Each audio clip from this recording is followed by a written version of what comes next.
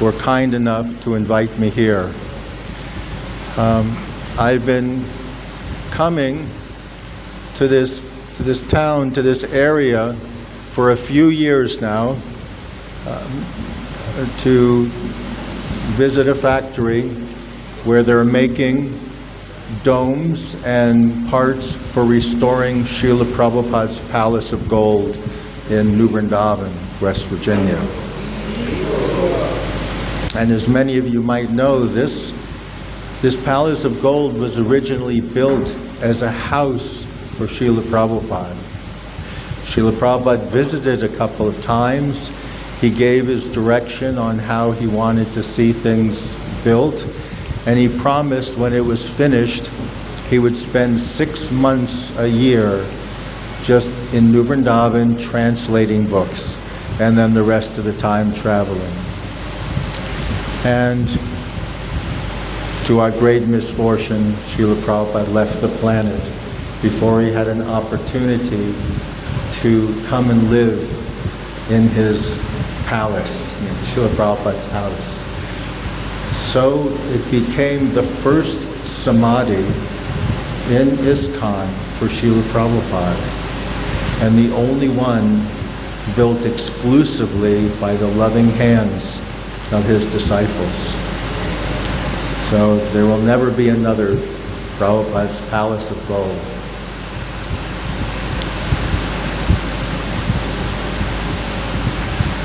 I was thinking of a couple past times that had happened. When Srila Prabhupada had left the planet. Now, I should say I was not living in New Vrindavan at that time. Though I joined in 73, I had lived in other temples, first visited New Vrindavan for the opening of the Palace of Gold. I was traveling with one sannyasi, and we went a month early to offer service. And I came back the next year with my new wife,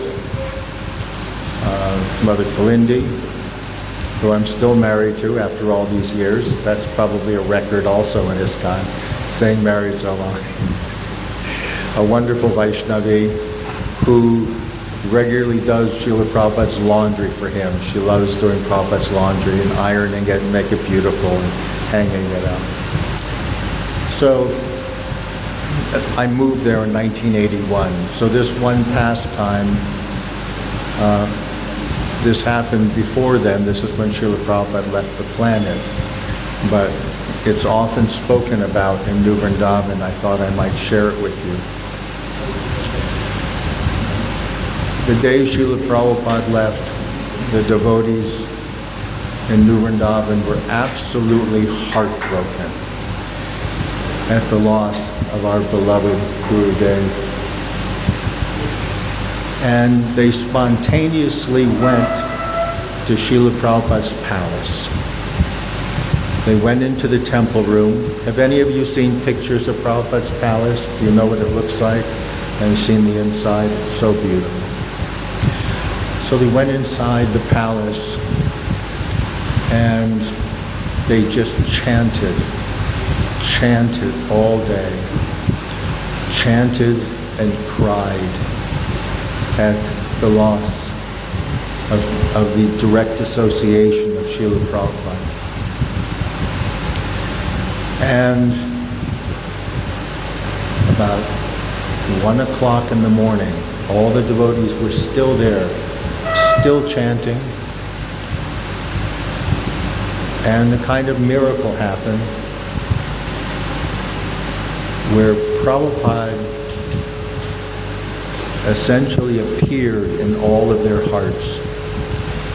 And all of a sudden the tears became incredible smiles, and they were overwhelmed with feelings of joy and ecstasy, and feeling Srila Prabhupada's presence so strongly that they were looking at each other in absolute amazement.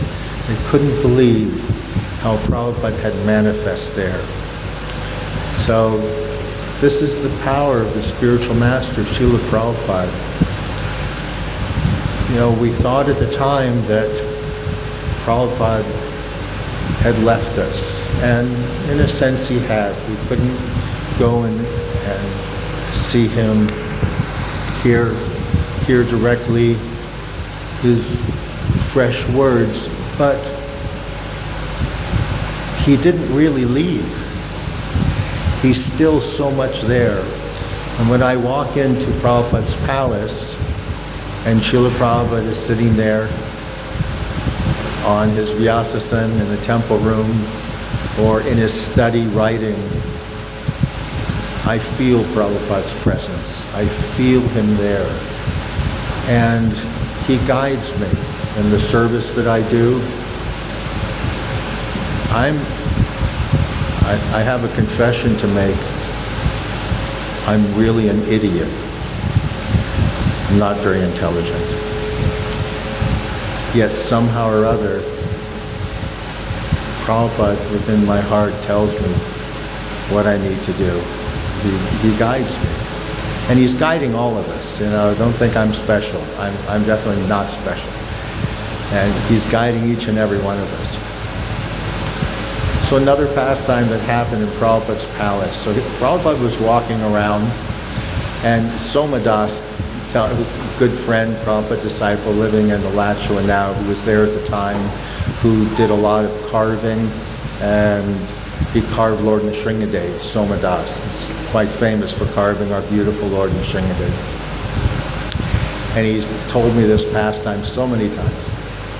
So Prabhupada, with his entourage of all the sannyasis and so many wonderful devotees, traveled with Prabhupada's senior devotees. And I believe it was Bali Mardan, who was the temple president of New York at the time, in Brooklyn. He was there with Prabhupada, and they were walking around. Prabhupada's looking at everything. And Bali Mardan says, Prabhupada, there should be jewels in all of these columns, that reflect the light. And Prabhupada, who was walking with his cane, he lifted up his cane and pointed at all the New Vrindavan devotees in the room and all the other devotees and said, "These are my jewels." That was so sweet.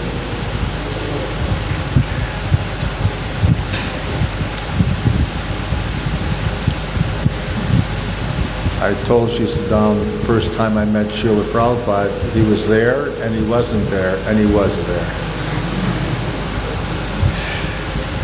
I had just joined the temple in Miami.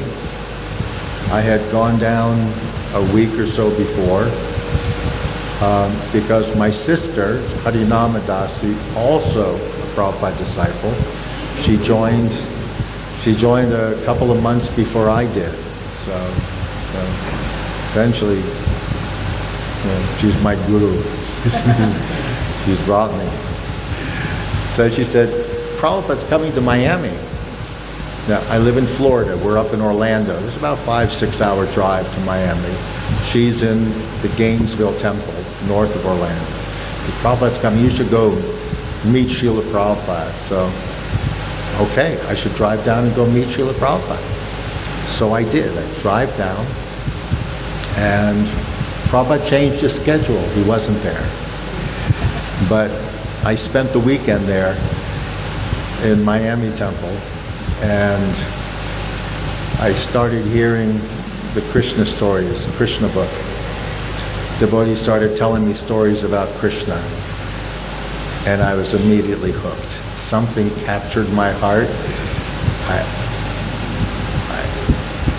I can't describe the feeling really, but you've all felt it. You felt Krishna capture your heart in so many different ways, in his wonderful pastimes, and the sweet way he deals with his devotees, and the powerful way he deals with the demons. We love when Krishna smashes the demons. So after that weekend, I made up my mind, this is going to be my life. This is where I want to be. So I won't go into all the details of the trip down there, though it was remarkable how Krishna put it all together. How Krishna arranges things, just like how Srila Prabhupada arranged for this temple. I heard the wonderful story, an amazing story of how everything worked out so perfectly. So this is how Krishna makes arrangements all the time. So my trip down was like that. I should say there was a couple details I also left out that maybe I'll tell you, maybe I won't. So I arrived early morning after driving all night, and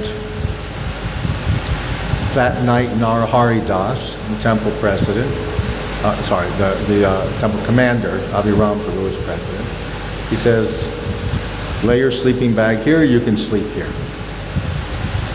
Okay? So sleeping bag is about all I had left at that point. I brought everything I had down to the temple, all the boxes and my bicycle and all my stuff. Anyway, so here, just take it all. And lay down, very excited. You know, it's an amazing thing first time one moves into the temple, into the ashram, and that fresh experience. And Krishna gives us a special taste, right, when we first come, and of what the spiritual world is really like. He just barely opens the curtain, a tiny, tiny bit. Too much, we'd pass out. We would not be able to, it would be overwhelming, absolutely overwhelming. So he gives a tiny little glimmer of what it's like, and even that is, Hare Krishna, it's so amazing. So I lay down, closed my eyes, and all of a sudden, I'm standing before Srila Prabhupada. I've never seen Srila Prabhupada before. I saw a picture of Srila Prabhupada in the Bhagavatam that I had, but I've never met Srila Prabhupada. Prabhupada is standing in front of me with his hands in pranams, with a beautiful smile on his face. He says, thank you for coming. Just like that. Thank you for coming. And then I woke up. And I do remember in that dream that I felt embarrassed. Here's Srila Prabhupada standing before me like this. So embarrassing and blessed. And such is the mercy and the power of the spiritual master and of Srila Prabhupada. And when I tell you I'm nobody special, if you believe anything I tell you today, believe I'm nobody special. But this is how merciful Srila Prabhupada is, that even somebody like me, even a low-born Sudra like myself, Srila Prabhupada, well, Sudra is probably too elevated, but anyway, we'll use it just for the sake of description. Srila Prabhupada is kind enough to actually welcome me to the temple, welcome me to the movement. So Prabhupada had like 5,000 disciples. And I joined in 73. Now the devotees, like Malati Prabhu, everyone knows Malati Devi Dasi is. Srila Prabhupada's very, very early disciples, very wonderful, wonderful Mataji, very close friend, who lives in New Vrindavan, and whose association I seek out quite regularly, either to exchange jokes or offer some service, and she's quite wonderful, very unique individual. So she got to be with Prabhupada a lot. I mean, her pastimes of being with Prabhupada are absolutely amazing. And whenever she gives class and she starts telling us about some special event with Srila Prabhupada that no one else has heard before, it's really It's really awe-inspiring. So these devotees who came early, they got to spend a lot of personal time with Srila Prabhupada. He raised them, he nurtured them, he showed them how to brush their teeth and how to eat properly, which hand to use, even how to worship the spiritual master. Nobody knew, nobody understood. This is Gurudev. This is Prabhupada. And they weren't even calling him Prabhupada back then. And Prabhupada, they would rush in line to wait at the bathroom, and Prabhupada would get in line with them and wait to use the bathroom in the temple early on. That's how humble Srila Prabhupada is. So these devotees got to spend a lot of personal time with Srila Prabhupada. But by the time we got around to 1973, which is 6 years essentially, or so after 5-6 years after the movement has started. It's really not a very long time, but back then, if I joined the temple in April and you joined the temple in July, I was a very superior senior devotee at that point. I had at least 3 months experience over you. So, by the time 73 came around, we didn't get a lot of Prabhupada's association. We served Srila Prabhupada in separation. We did. Lord Chaitanya's movement is based on serving in separation. And the attachment that develops from serving in separation, and the depth of that attachment is very, very strong. Very strong. The most powerful. And Prabhupada was sustaining us. We could feel Prabhupada's energy. We could feel it. We were all holding on to his dhoti, and he was essentially doing everything and just dragging us along. And we were just doing our best, to not let go. That was our motto. Don't let go. So, my experience with Srila Prabhupada, I regret that I'm not, an exalted personality like Malati who could regale you with pastimes of Prabhupada for weeks on end, non-stop. But I can tell you what experiences and realizations I've had with Prabhupada. First time I actually saw Srila Prabhupada was in New York City. I was living in the Brooklyn Temple then. It was essentially the center of ISKCON, the Brooklyn Temple. The press was there. The artists were there, Muralidhar, Parikshit, Chaturani, they were all there. There were 100 brahmacharis living in the temple. Now here in India, 100 brahmacharis, so we have 100 brahmacharis. Okay, so maybe you're a small to medium-sized temple, 100 brahmacharis. But in the US, in 1973, and all Americans, that was pretty impressive. So, I'm standing in the back. I'm still a bhakta, uninitiated, and Prabhupada is coming in the airport. And back then, the airport, there was no security. Everybody just ran around. We could run up to the gate and meet Prabhupada and bring him back. And the airport in New York had a bit of I would like to say a love-hate relationship with the devotees. I'm just not sure how much the love part actually fits into it, though. between going there and distributing books, and especially when Prabhupada came,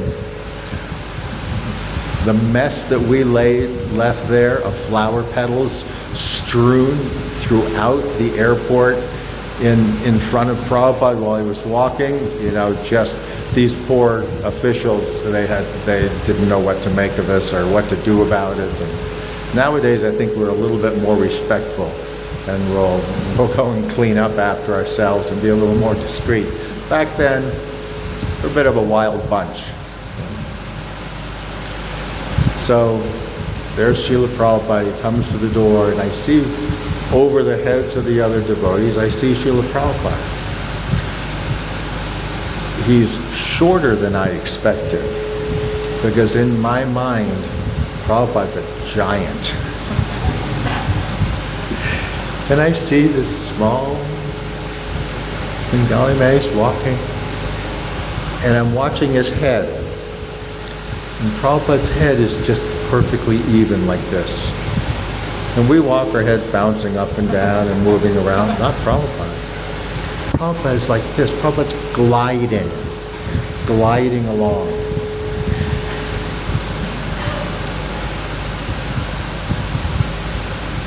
Did you know that sometimes Prabhupada's feet did not touch the ground?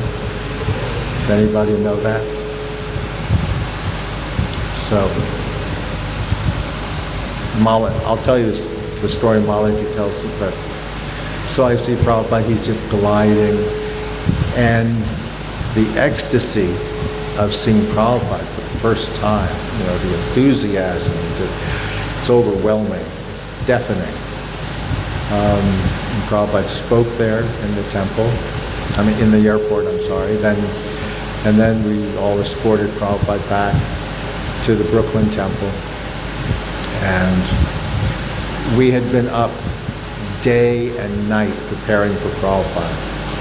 So if you ever need to get something done, something really serious done in your temple, if there's a door that needs fixed, if there's a building that needs finished, the best thing to do is invite Gopal Krishna Maharaj or Radhanath Swami, and I guarantee you will have a marathon and you will get it done.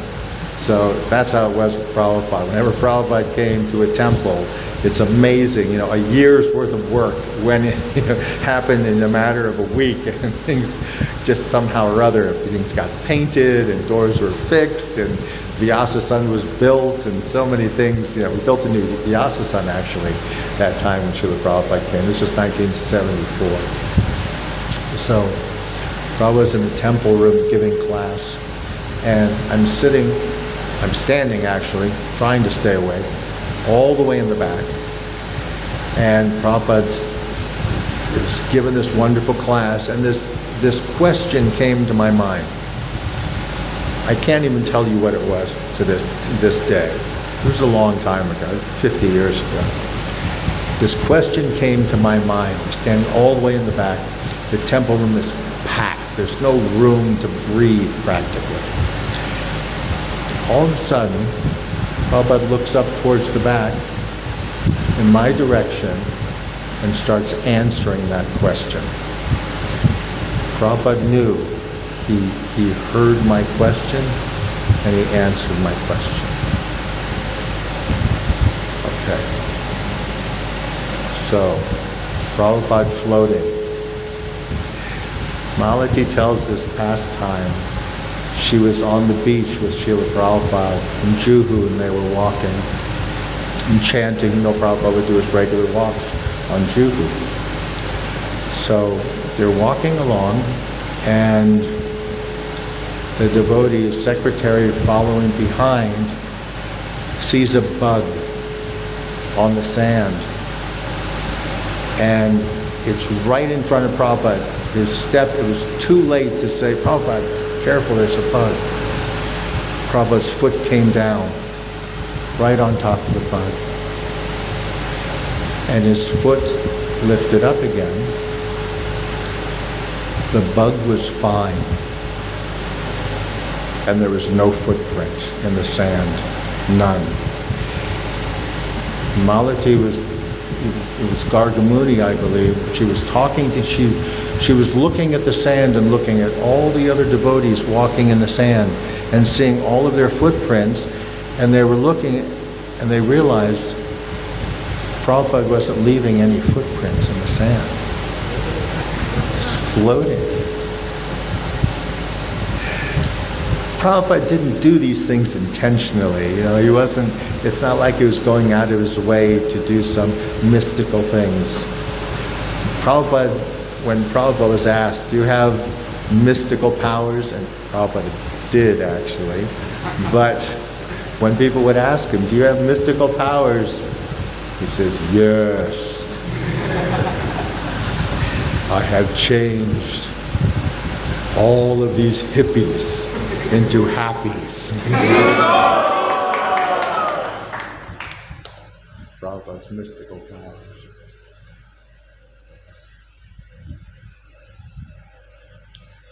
So I saw Srila Prabhupada again in Chicago. We had just built these buses for Radha Damodar.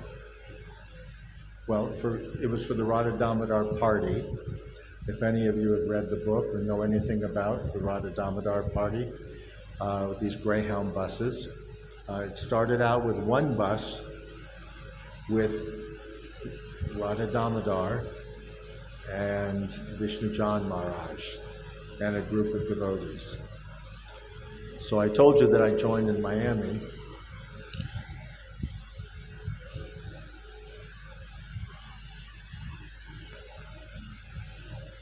What I didn't tell you is that the school bus that Radha Damodar had been on previously burned up in a fire.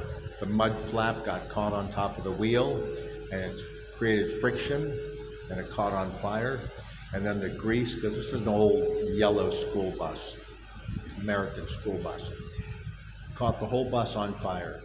There's a wonderful picture of Vishnu Jan Maharaj standing like this in front of them. The bus is in the background, completely engulfed in flames, and all this stuff that was on the bus is all piled up on the ground. The deities are saved, and everybody was fine. I mean, once they realized the smoke, and they just emptied the entire bus out very quickly.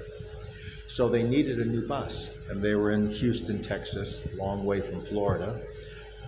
But they came to Miami, Florida, because it was nice weather, and Dayal Chandra and Vipra went to New York, found an old Greyhound school bus, old Greyhound bus, not a school bus, old Greyhound bus. Like the buses we have here, and they've got the compartments underneath that lift up and put all the luggage and such. It's a 4104, that's the number of this particular bus. It's famous now, it's the Radha Damodar bus. So they brought this old 4104 school bus back to Miami and built it into a temple for Radha Damodar. And there was so many wonderful devotees on that bus. Bhakta Larry, Bhakta Marty, Bhakta Russell, who became Lakshman Nrsimha, Mahamantra and Radha Ramandas. Sahotra was on that bus. He preached in Europe. He's since left his body. Hasyagrami was on that bus. So many wonderful, sweet devotees. Anyway, when that bus left, I left with them. So I wasn't in Miami too long because Vishnu Jan Maharaj, that program was so attractive. And I traveled with them for a little bit. And one can judge the quality of an individual by the company they keep and by the people that surround them. And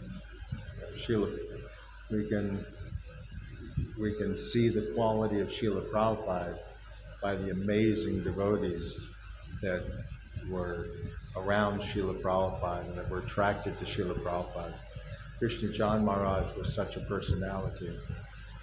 I remember my first night sleeping on the floor of the bus, like everyone, we're all sleeping on the floor of the bus.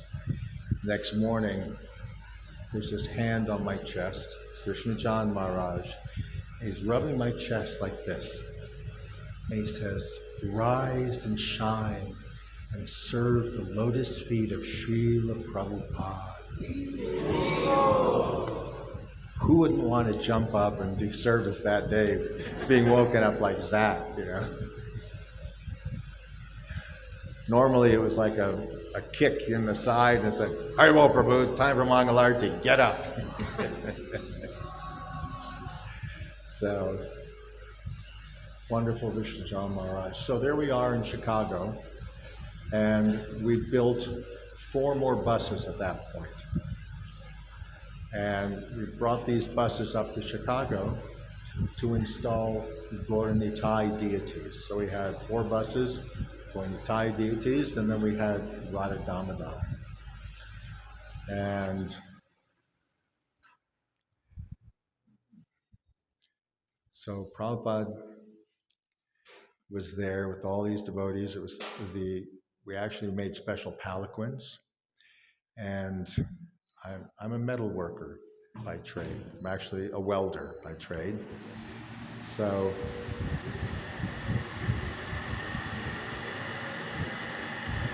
I drilled and threaded the holes in the bases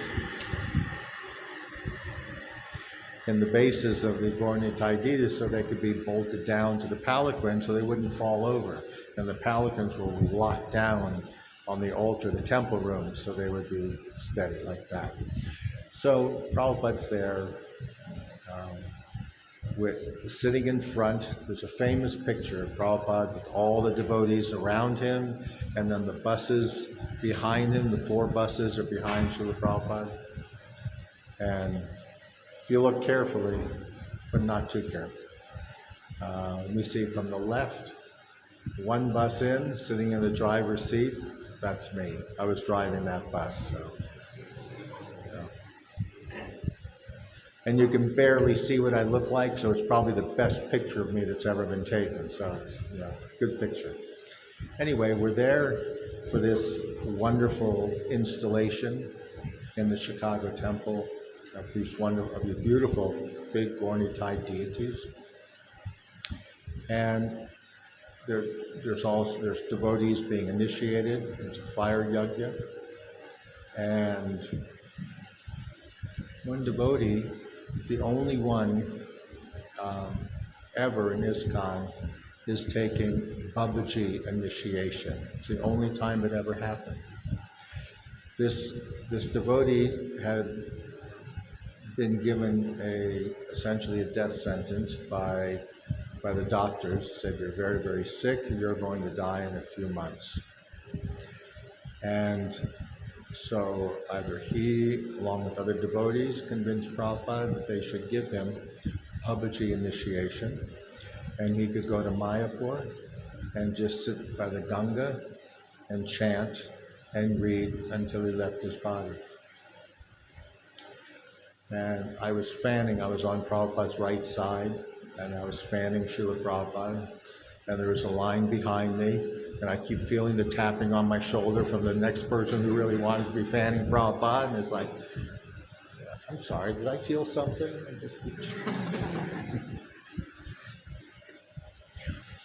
So Prabhupada's speaking, and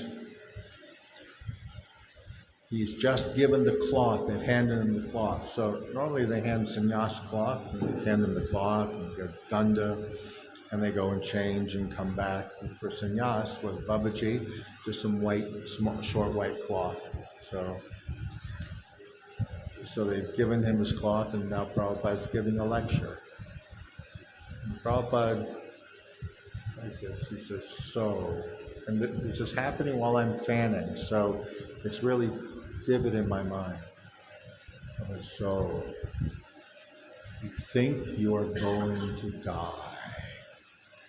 And Prabhupada continues with the lecture, speaking about responsibilities of human life and chanting and focusing our mind and our activities, serving the Supreme Lord. This individual does indeed go to Mayapur, puts on his Babaji clothing, and maybe after a month or so, the wife calls and said, "Husband, I just heard from the doctor. They made a mistake. You're actually not going to die. It's very curable what you have. You should come back to the US and get cured." And he did. But Prabhupada knew then, he knew it then, and he said, "So you think you're going to die." But Prabhupada gave him that initiation anyway. And Prabhupada was so merciful, he would give anyone a chance, anybody. Give anybody a chance. There were so many times the history of ISKCON. Those who had taken sannyas and then had maybe some difficulty and then come back and, oh, it's just, okay, again, be sannyasi. You know, he encouraged us, everyone, to do their very best and made it, it was heartbreaking for Srila Prabhupada to see anybody leave. And the level of Srila Prabhupada's compassion, one time when he was riding in a car in England, and they were heading from the temple, from the manor, to the airport, and Prabhupada just started crying. The secretary, "Prabhupada, what's wrong?" Thought maybe he was in some pain or something. Prabhupada was just looking at all of the people as they were driving through London. He's looking and seeing all the people, and he says, "These poor, poor souls, suffering like anything."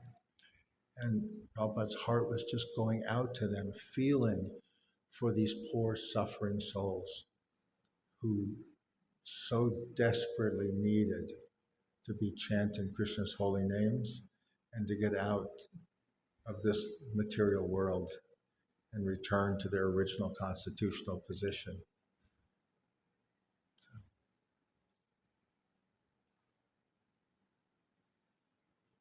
The most attention I got from Srila Prabhupada was back in New York, the visit in '74. And I was sent upstairs to collect and do the big guns laundry. You know, we called them the big guns back in the day. Brahmananda, who was big, and definitely Prabhupada's gun. It's the service that Brahmananda did for Srila Prabhupada. If you get a chance to read about Brahmananda and the service and the unbelievable love between Srila Prabhupada and Brahmananda, you should. It's just remarkable. So I'm up there, and Brahmananda's handing me all this laundry to do. I'm a bhakta, you know, and he looks at me. This very, very stern look.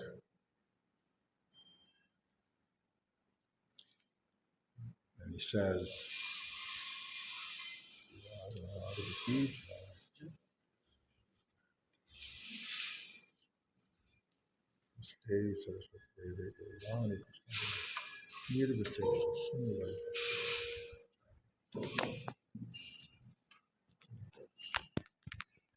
Brahmananda hands me his laundry, and he looks at me very sternly. "If you lose one piece of my laundry,"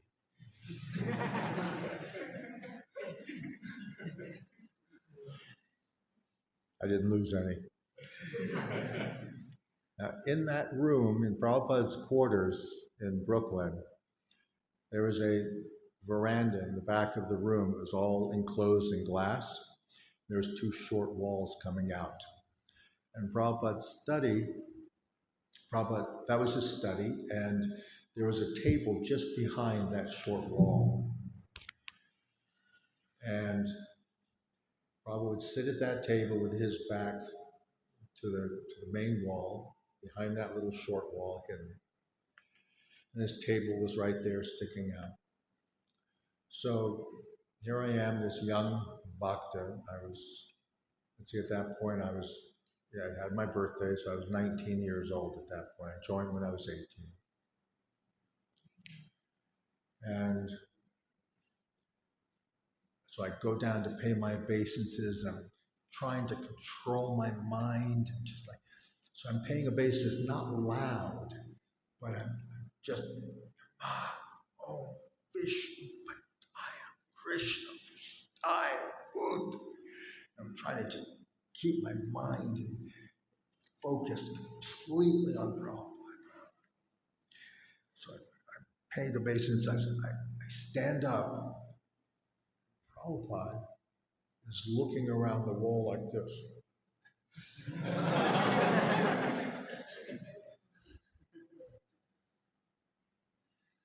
Scared me half to death, I have to tell you. Jumped up, grabbed the laundry, and ran out of the room. Baba could see right through us. He knew us, knew all of our anartas, everyone, all the ones we don't talk about, all the ones we don't even like to think about, all the really hidden stuff. I know none of you have them, but I do. Prabhupada knew all of those. And it was okay he was okay with that. He simply wanted to engage us because he knew that if we were to stay and just keep chanting and keep reading his books and just taking prasadam, especially taking prasadam, associating with devotees, that eventually those anartas would clear out. Just like turned off the fan, the blade spun for a little while, and then the blade stopped spinning. We all know these analogies. We've heard them, thousands and thousands of times. And that's how it is. And throughout my life as Prabhupada's dog, I think, am I making any advancement at all?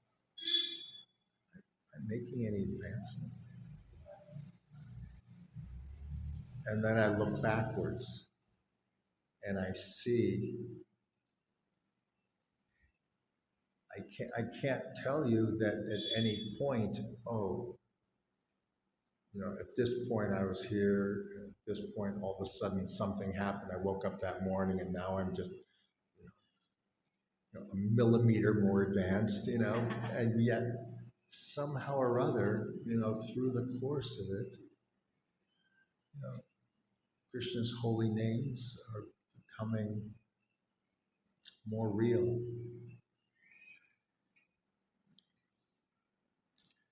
These holy names we chant are, we hear Krishna is non-different than his name. We hear this all the time. Krishna's name are the same.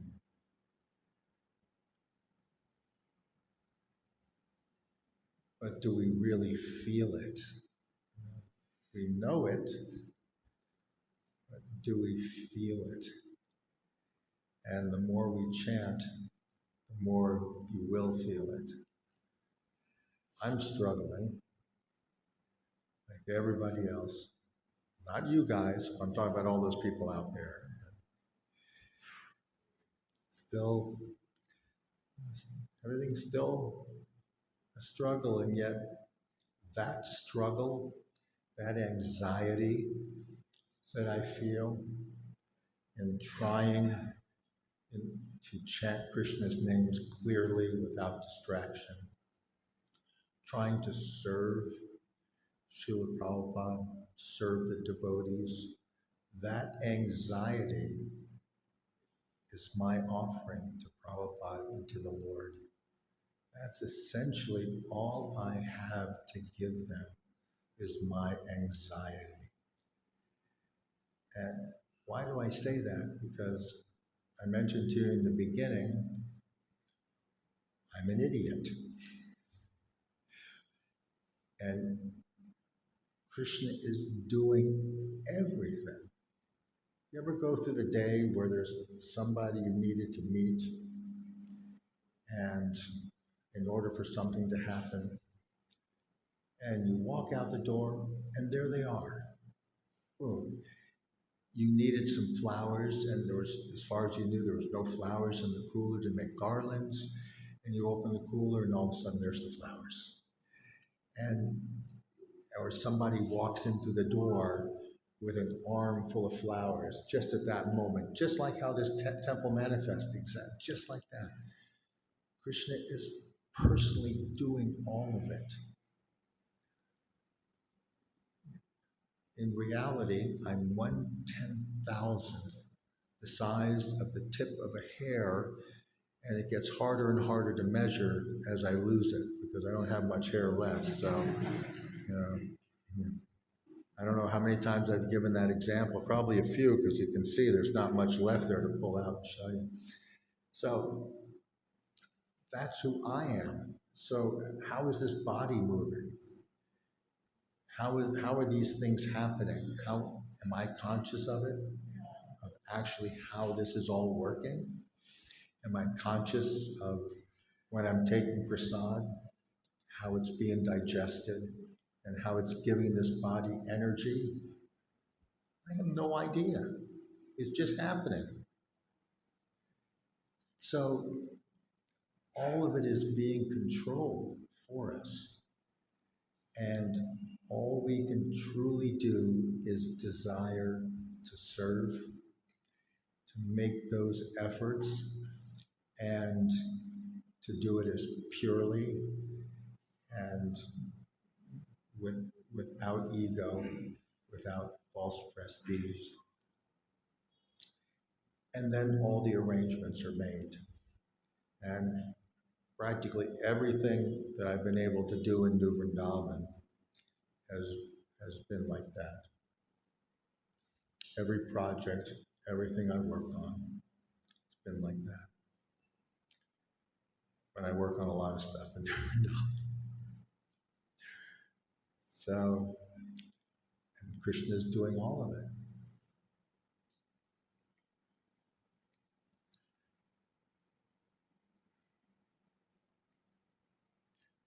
And I've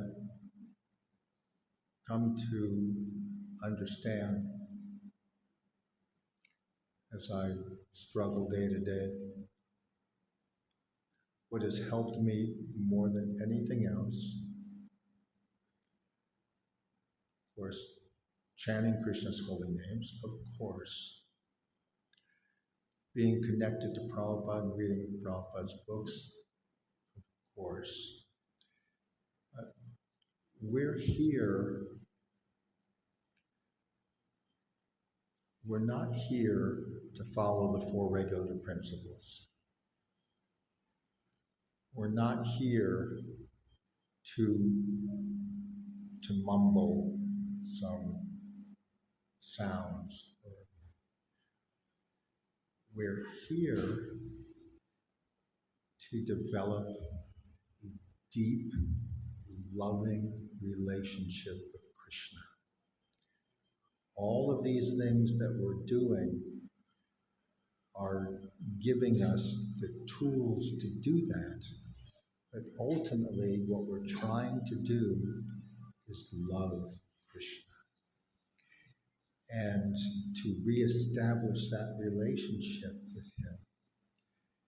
Because he had given us everything and we left. And we broke trust with the Lord. So if you have a friend, and especially even a close friend, And if they do something, if they betray you, they betray your trust, steal from you or say something really mean or tell others some fabrication about you, that relationship is broken, isn't it? I mean, and you're very hurt. Krishna is very, very sensitive. If you think that we feel things deeply, imagine how deeply Krishna feels everything. So deeply that, as Lord Chaitanya, in his ecstasy, his limbs would shrink into his body and be floating in the ocean. Or he would have eruptions like kadamba flowers on his skin. As the beautiful Jagannath, Baladev, and Subhadra, they're standing in an ecstatic pose. Their arms have shrunken. They have wonderful smiles on their faces. You all know the pastime of how Lord Jagannath, how they manifest like that in the palace where the queens had, you know all this, right? You know these pastimes, where the queens had wanted to understand when Krishna is sleeping and he's calling out to Radha or Sudam, and he's restless because he's meditating on the wonderful pastimes in Vrindavan, and the queens want to know this. So Mother Rukmini takes him into the basement, takes the queens into the basement of her palace, and asked Subhadra Devi to stand guard outside so Krishna and Balaram won't come, because if they hear these pastimes, Krishna would run away, try to run back to me. And Subhadra, she puts her ear to the door and she hears so wonderfully manifest to us. So just see how deeply Krishna feels everything. So we betrayed our trust in our loving relationship with Krishna. And we have, so we're here, we're saying, Krishna, we're sorry. Now, if your friend comes to you and says, okay, I messed up, I'm sorry. Would you just take them back? Would you just take them back? Maybe once, I don't know. Maybe if you're a very compassionate, great personality. But really, it's up to you to accept them back, and it's up to them to regain and rebuild that trust by lovingly serving and showing that you really mean it, that you're really, really sorry. So that's what we're doing here. We're trying to rebuild that trust with Krishna, that loving relationship with him.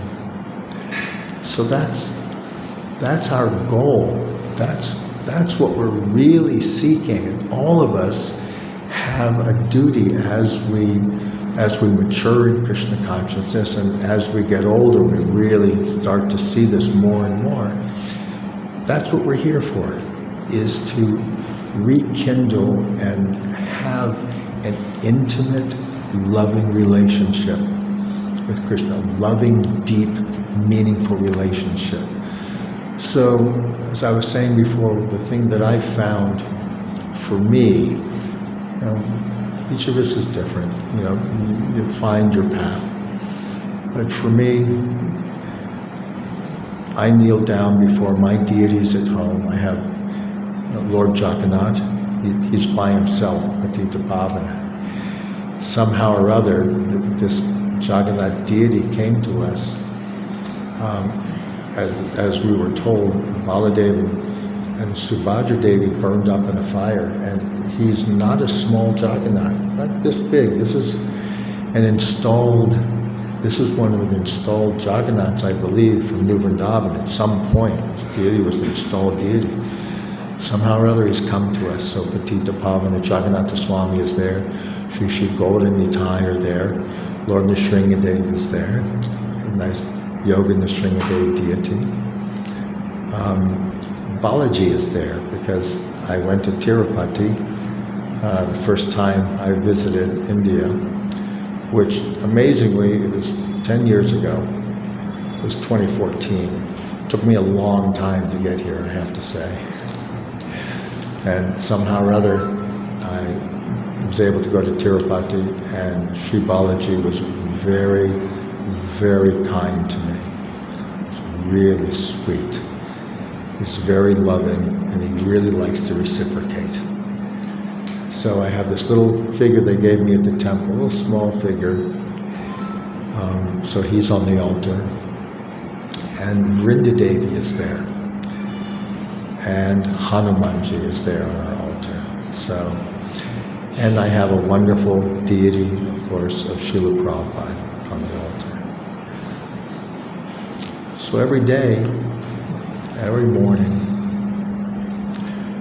wait for some quiet time, and I kneel down before the Lord, and I pray to my deities every single day. First I glorify them, each one individually, and talk about their different leelas, and then I beg them. I said, my dear Lord, please, please, please help me to be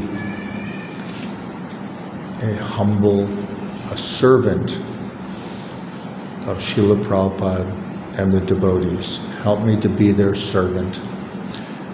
Help me to be humble, to be loving, to appreciate how glorious every single devotee is. Please help me to not feel false prestige or think that I'm anyone special. You know how many living entities are in this room right now? Anyone have an idea? I don't. Billions? Trillions? Every microbe that's in the soil is living everywhere. The little mites, all of them. Every one, spirit soul. What do I have to be proud of? I'm just a tiny, tiny, insignificant spark. And yet, this is how amazing and loving Krishna is. I'm this tiny, insignificant spark. And yet, Krishna is helping me to do my service. He's helping me to chant his holy names. He's given me all kinds of facility to serve. Whatever intelligence I have is coming from him. He's doing all of this for me, and he's doing it for all of you. How loving and wonderful is Krishna, and he feels this way about every single living entity, every single one. So, on one hand, when you think about it, it's crushing, isn't it? So many living entities. Who am I? And on the other hand, wow, how wonderful is Krishna. Yeah? So I pray, please don't let me have any false prestige.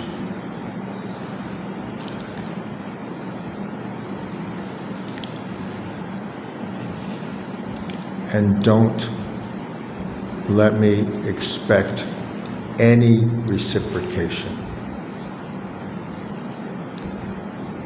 Just to serve for the pleasure of serving, for the pleasure of Srila Prabhupada, for the both in your service here and in your service to the Supreme Lord. You know, every single one of us has our own very special relationship with Krishna that it's not like anyone else. It can be similar, but it'll never be exactly the same. Just like when Lord Brahma practically lost his mind when he came back after stealing the cowherd boys and the cows, and they were all there, right? They were all there. And he couldn't understand it. He's so intelligent. He's practically pure intelligence. He could not understand it. He was bewildered. And why? Does anybody know why? He was thinking himself as the greatest person. Brahma was thinking himself as the greatest person. Brahma was thinking that he was the greatest. He couldn't fathom that Krishna is superior to me.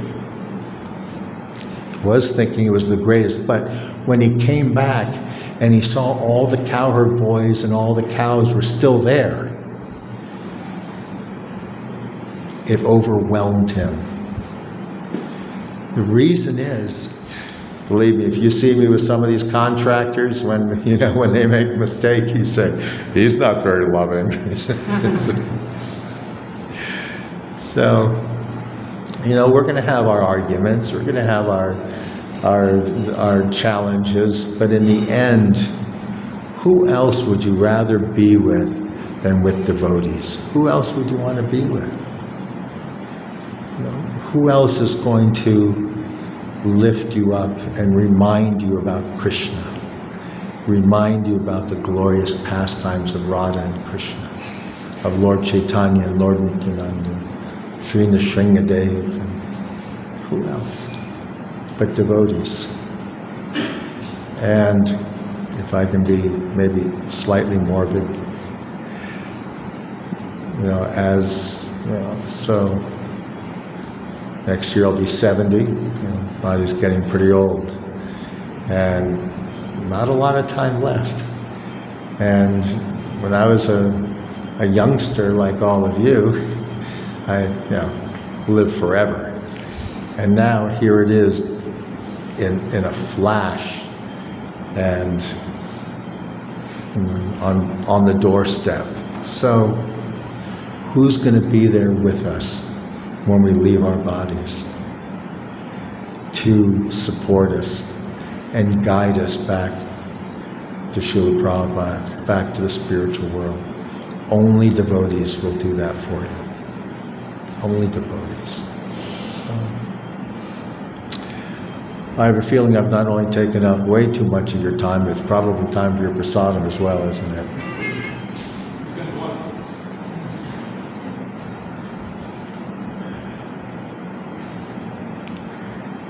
I would love to hear from you. I would like to know what services you do and what are your activities here in the temple, and to hear about your preaching and your prasadam distribution. And I have to say, so these boys are coming all the way from different places. Some of them are students, some of them are working. Few boys are staying here also. And they're helping in multiple sevas of the temple. We have daily annadam going on. Somebody helps in that. Somebody helps in videography and social media activities. Somebody is helping me in preaching and going to various colleges and enrolling students for the upcoming sessions. So every month we conduct a session for the newcomers in temple. It is called as Secret of Success. And by that we connect new boys and then some of this way engage them in the chanting and sevas, and that is how it is with the mercy of Prabhupada. Well, I have to tell you, when I walked into the temple, first off, when I saw Shri Shri Radha Madhava, my heart stopped a little bit. You know, they rival the beauty of Radha Madhava in Mayapur, who I consider one of the most beautiful. I mean, all deities are beautiful. Radha Vrindavan Chandra are beautiful, but the first time I saw Radha Madhava, I nearly fell over. I really did. And it kind of happened with Krishna and Balaram as well, and Radha Chamasandra. Wow, when I saw Radha Madhava, something just... And I saw the expressions on the Astasakis looking with such love at Radha Madhava. It's just overwhelmingly beautiful. And then I saw your Radha Madhava and said, oh my goodness, I had no idea that there's another set of deities so gorgeous in the movement. You're so very fortunate. And I've heard about the programs you're doing here in the preaching and the activities with the students. You know, the children, Srila Prabhupada's love for the children and the importance that Prabhupada placed on taking good care of our children is legendary. And Malati talks about her daughter, Saraswati. And Prabhupada said, even a child can preach. Saraswati used to run around the pandals and go up to, you know this, don't you? And run up to the people there. Very, very young girls, 4 or 5 years old, Do you know who Krishna is? He's the supreme personality of Godhead. And then she'd run to the next person. Malati talks about this pastime.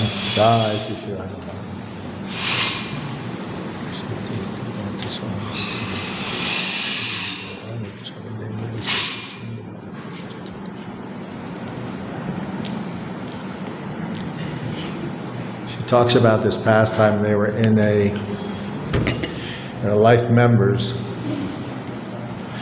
home, and Malati was there with Saraswati. And Saraswati had this little doll of Krishna, little doll of baby Krishna. And she set it down at one point near Srila Prabhupada, and she went running off. And Prabhupada took the doll and he hid it behind his back. And she came back and said, where's Krishna? She's looking everywhere. Where's Krishna? She goes up to Malati. Mata, where's Krishna? Malati looks at her and says, who has Krishna? And all of a sudden her eyes got wide and she says, Prabhupada has Krishna. She runs to Prabhupada. Do you have Krishna? Prabhupada smiles and takes baby Krishna and hands him back.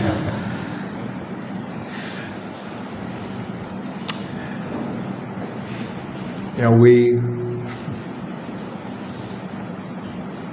make such efforts to bring new devotees here to the temple. And the preaching here is amazing. Then, once we get them here, the most important thing then is keeping them, is guiding them, being very loving, so that they really want to be here. If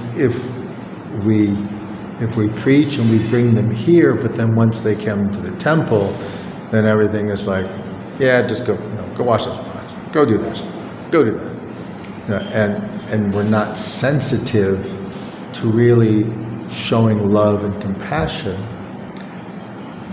They'll leave. And who more important than the children? who, if they learn about Krishna now, Krishna will be in their hearts for their whole life, and they'll be able to tap into that Krishna consciousness. Even if they go off and do something else, at some point that will be there in their hearts, that was a time when they were really deeply loved and appreciated, and they were given wonderful pastimes and prasadam, and that will stay with them and take them back to the spiritual world. And what more glorious service can be done than taking loving care of Prabhupada's children? And then, of course, the wonderful prasadam distribution you're doing. I mean, it's really quite amazing that you put together so many great programs here and are reaching out and helping so many. Prabhupada loved when we serve prasadam, and to take it out to those who don't have, and they're able to take Krishna into their bodies in the form of prasadam.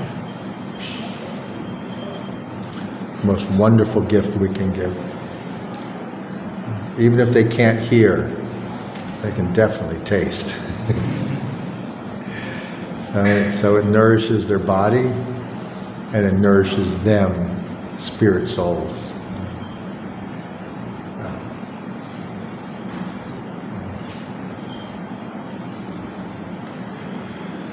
Krishna.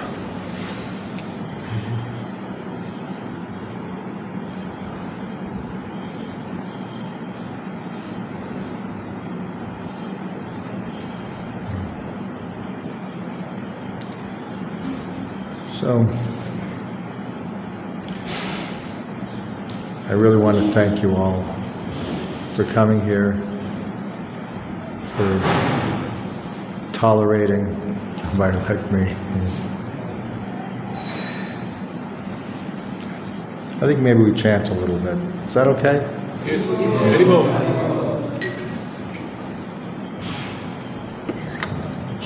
Not Prabhu? Yes.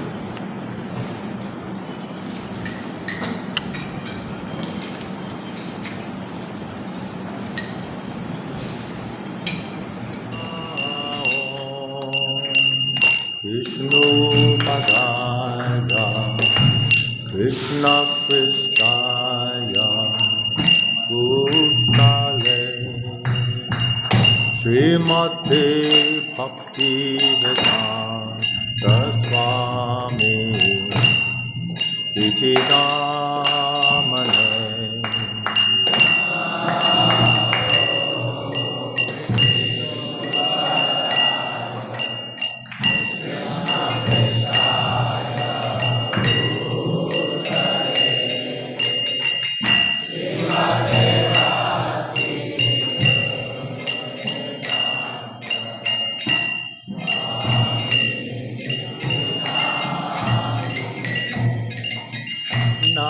Namaste Saraswati Deve Gauravani Pracharine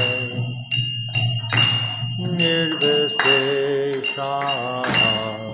Sunyavadi Ashtadyate Shatadine.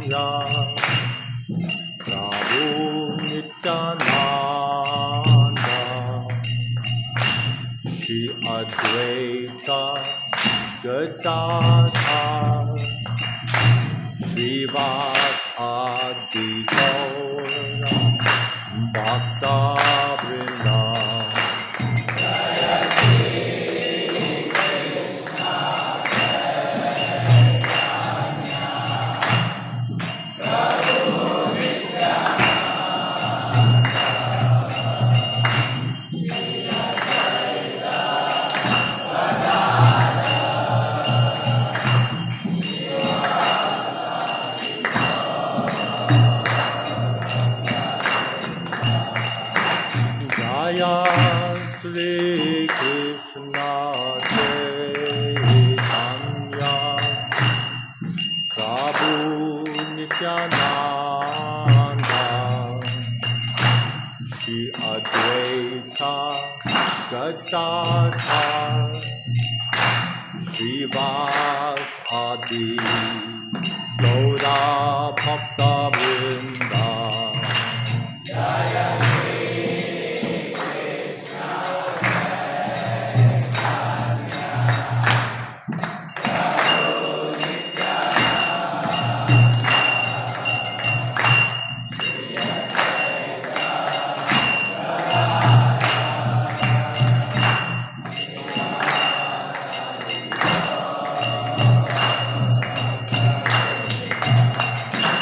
Jaya Sri Krishna Chaitanya Prabhu Nityananda Shri Advaita Gadadhar Srivasadi Gaura Bhakta Vrinda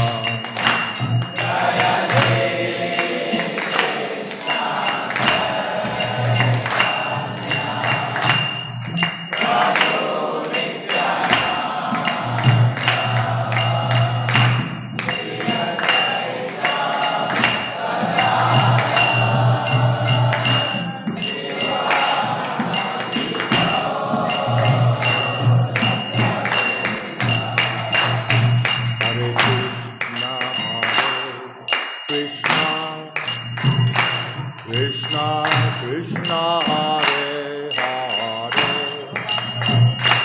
Hare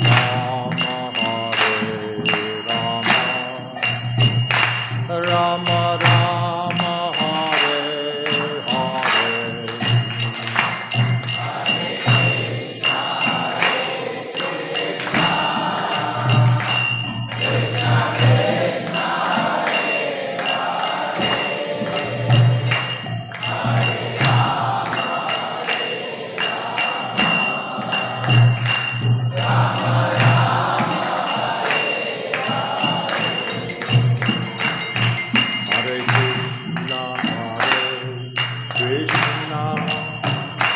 Krishna Krishna Hare Hare Hare